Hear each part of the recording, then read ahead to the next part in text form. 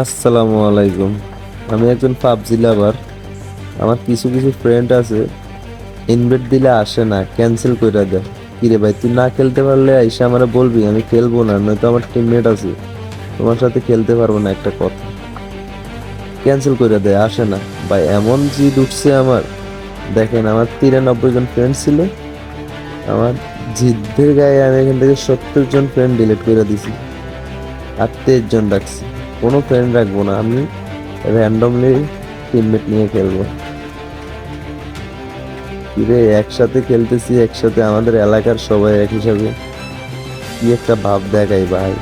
মেজাজটা গরম হয়ে গেছে আমার। কাজটা কি সঠিক করছি না আনসঠিক করছি, কমেন্টে জানাবেন আপনারা সবাই। এখন যারা খেলা পারে না ওদেরকে ফ্রেন্ড লিস্টে রাখছি, যারা প্রো প্লেয়ার তাদেরকে আমি ডিলিট করে দিছি।